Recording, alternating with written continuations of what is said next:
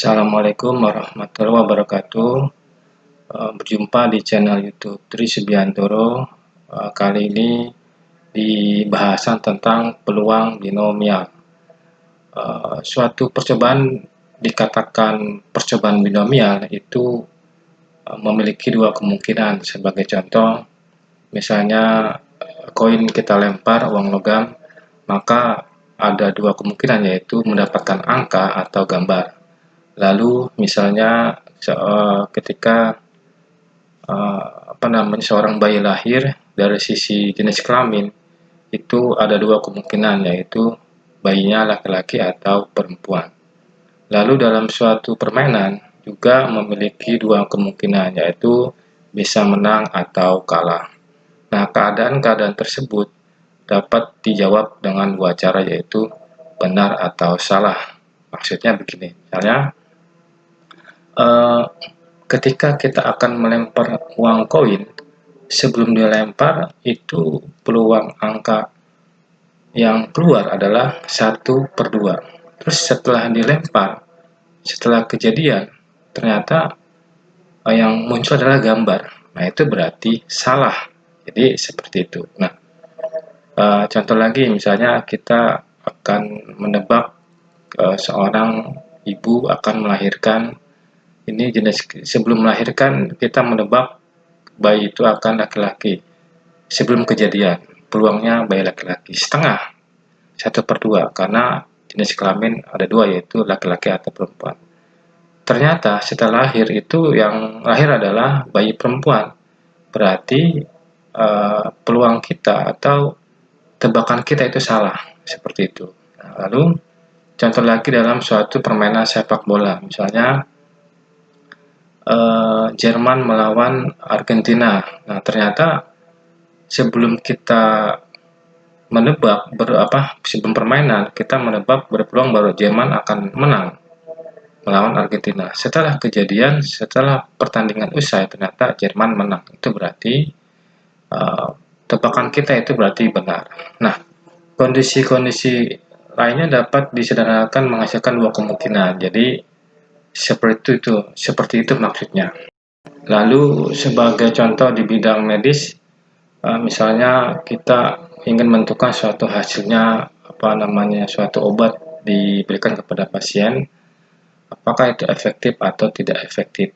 Jadi tergantung hasilnya. Jadi ketika diberikan kepada pasien, sebelum diberikan itu kan ada peluangnya bisa 1/2. Lalu setelah diberi pasien ternyata sembuh, berarti itu adalah efektif. Nah, ada lagi di bidang medis, misalnya memiliki tekanan darah normal atau tidak normal.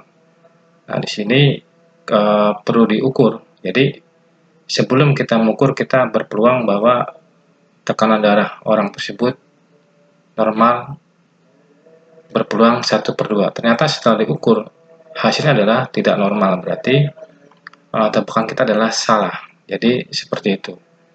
Nah, lalu kita mau menjawab atau siswa-siswi menjawab suatu soal pilihan ganda, walaupun pilihannya itu ada 4 atau 5 jawaban, pasti ketika sebelum dikoreksi itu ada peluang benar atau salahnya adalah setengah. Misalnya sebelum dikoreksi nomor 1 peluang benarnya adalah setengah, lalu pas dikoreksi ternyata salah. Nah, itu adalah contoh-contoh peluang binomial. Jadi peluang binomial itu selalu ada dua kemungkinan, tergantung konteksnya. Kalau misalnya medis, dalam hal pengobatan efektif atau tidak efektif, dan sebagainya. Nah, ini percobaan binomial harus memenuhi 4 syarat, yaitu terdapat N kali percobaan. Nanti saya kasih contoh. Lalu masing-masing percobaan hanya dapat menghasilkan dua kemungkinan. Yang tadi saya katakan itu, kemungkinannya bisa menang atau kalah, terus benar atau salah. Jadi tergantung konteksnya. Nah, lalu hasil dari masing-masing percobaan haruslah saling bebas. Jadi Maksudnya misalnya begini, misalnya kita ingin tahu melempar sebuah uang logam. Nah, ingin tahu keluar yang munculnya adalah angka. Sebelum kejadian, peluang adalah 1/2. Lalu kita menebak angka pada saat setelah kejadian. Ternyata setelah dilempar hasilnya adalah gambar. Itu berarti salah. Nah, setelah dilempar, terus kita pengen tahu lemparan kedua. Nah, lemparan kedua ini itu jangan ditambahi uang logam yang kedua. Jadi kan kita ingin mengetahui sebuah uang logam. Kalau kita tambah uang logam yang kedua atau ketiga, itu berarti tidak saling bebas. Jadi maksud saling bebas di sini adalah jangan ditambahkan. Contoh lagi, misalnya kita ingin tahu di suatu kantong ada kelereng warna merah, kuning, hijau. Kita ingin tahu peluang yang keluar berwarna merah. Setelah kita ambil, ternyata warnanya biru. Berarti tebakan kita salah. Lalu yang sudah kita ambil ini jangan ditaruh di kantong lagi. Nah, kalau ditaruh kantong lagi berarti tidak bebas, tetapi setelah diambil lalu tidak kita taruh berarti adalah percobaannya bebas gitu. Jadi tidak tergantung oleh kelereng itu dikembalikan lagi ke kantong tersebut.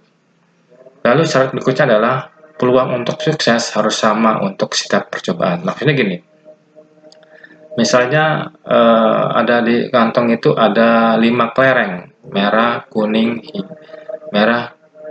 hijau. Ya, misalnya merah 2, kuning 1, terus hijau 2. Nah, berarti peluang dari masing-masing kelereng itu adalah 1/5. Sama semua peluangnya. Jadi maksudnya seperti itu. Suatu percobaan binomial dan hasilnya memberikan distribusi peluang khusus yang disebut sebagai distribusi binomial. Artinya apa? Jadi pada saat penyebarannya itu adalah memiliki peluang yang sama yang tadi saya katakan itu. Jadi ada 5 kelereng, distribusinya atau penyebarannya itu merata. Artinya jangan sampai kelereng yang sudah diambil dikembalikan ke kantong. Jadi seperti itu. Lalu hasil-hasil percobaan binomial dan peluang yang bersesuaian dari hasil tersebut dinamakan distribusi binomial. Dalam suatu percobaan binomial seringkali diklasifikasikan sebagai sukses atau gagal. Sebagai contoh, misalnya kalian menjawab suatu soal pilihan ganda matematika. Apabila betul, maka Anda itu atau kalian dapat diklasifikasikan sebagai nomor yang betul itu adalah sukses. Jadi, seandainya kalian menjawab pertanyaan itu salah, pilihan ganda itu salah, berarti jawaban kalian itu adalah dapat diklasifikasikan sebagai hasil yang gagal. Nah, ini sini beberapa simbol atau rumus tentang percobaan binomial. Nah, di sini ada simbol peluang untuk semesta atau secara umum itu untuk sukses. Nah, ini PF. Jadi simbol untuk peluang gagal, P kecil itu sukses, P kecil adalah gagal. Gagal itu adalah 1 min P sama dengan Q. Jadi maksudnya begini, di dalam mempelajari suatu peluang itu nanti kalian sudah belajar tentang yang namanya komplement. Komplement itu kan gagal atau tidak termasuk. Nah, ini kaitannya juga dengan peluang, yaitu khususnya peluang komplement dalam konteks ini.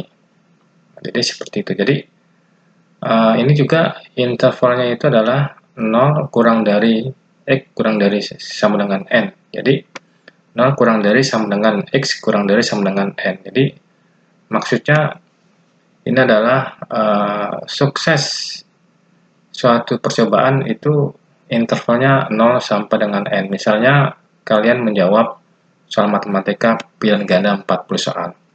Kalau kalian salah semua berarti peluangnya adalah atau sukses adalah 0. Tetapi kalau betul semua adalah berarti suksesnya adalah sebanyak 40 soal itu. Jadi kalau dinilai itu adalah 100. Jadi seperti itu. Peluang binomial ada suatu rumus khusus, yaitu ini. Peluangnya adalah n faktorial dibagi n min x faktorial dikali x faktorial, lalu dikali p kecil pangkat x dikali q pangkat n min x. Nah, di sini saya tidak akan menjabarkan peluang binomial secara rumus, tetapi saya akan menjelaskan secara konsep dasarnya. Nah, ini tadi saya sudah mengatakan bahwa salah satu contoh peluang binomial adalah suatu koin dilempar. Jadi contoh, suatu koin dilempar sebanyak 3 kali, tentukan peluang mendapatkan tepat 2 angka. Jadi ini koin, terus pertanyaan adalah tepat 2 angka. Nah, berarti di sini kemungkinan ruang sampel adalah angka-angka gambar, angka gambar angka, dan seterusnya. Kita hitung ruang sampelnya berapa? 1, 2, 3, 4, 5, 6, 7, 8. Jadi berarti ini adalah ruang sampelnya 8 karena ada 3 koin. Walaupun di sini tidak dikatakan secara gamblang atau secara letterless 3 koin, tetapi dari pertanyaannya sudah ketahuan bahwa ini adalah 3 koin. Nah, di sini yang ditanya adalah peluang yang muncul tepat 2 angka. 2 angka berarti ini angka gambarnya 1, nah ini termasuk, ini 2 angka termasuk, 2 angka termasuk, nah ini tidak, ini 1 angka. Ini tidak, ini 1 angka, ini tidak 1 angka, ini tidak ada angka. Nah, lalu ini yang ini gimana? Nah, ini kan ada 3 angka, berarti di sini adalah tidak termasuk, karena yang diminta adalah tepat 2 angka. Jadi, ada 3 kategori yang memiliki tepat 2 angka. Sehingga, sebelum koin itu dilempar, peluangnya adalah 3 dibagi 8. Kalau kita desimalkan 0,375. Jadi, sebelum 3 koin itu dilempar, kita ingin tahu peluang yang munculnya tepat 2 angka adalah 0,375. Dan ternyata setelah dilempar, yang muncul itu salah satu saja, misalnya ini aja angka gambar angka. Berarti kita meleset tebakan kita. Berarti gagal. Jadi seperti itu. Yang namanya peluang itu kan kalau peluangnya 0 pasti tidak terjadi, kalau peluang 1 pasti terjadi. Terus di antara interval itu bisa terjadi atau tidak terjadi. Dari contoh di atas, yaitu contoh 3 uang logam, itu memenuhi percobaan binomial. Kenapa? Yang pertama, terdapat n kali percobaan, yaitu terdapat 3 kali percobaan. Lalu, setiap percobaan hanya memiliki 2 kemungkinan, yaitu angka atau gambar. Nah, setelah itu adalah percobaannya saling bebas. Kenapa saling bebas? Karena hasil dari suatu pelemparan tidak mempengaruhi hasil pelemparan lainnya. Contoh, misalnya lemparan pertama kita menghasilkan angka. Lalu, lemparan pertama ini, uang logam pertama ini tidak kita balikan lagi ke awal. Makanya ini adalah saling bebas. Nah, di sini peluang percobaan sukses angka adalah 1/2. Jadi kita sebelum melempar uang logam kan ada 3 uang logam, tetapi ada 2 mata, yaitu angka atau gambar. Nah, peluang angka itu sukses itu adalah 1/2 di setiap percobaannya. Begitu juga peluang sukses gambar juga 1/2 di setiap percobaannya. Nah, dalam kasus ini, yaitu kasus yang tadi itu 3 uang logam, N-nya 3. Artinya adalah 3 kali dilempar, 3 kali percobaan, X-nya 2. X-nya itu adalah uang logam itu mempunyai 2 kemungkinan, yaitu angka atau gambar.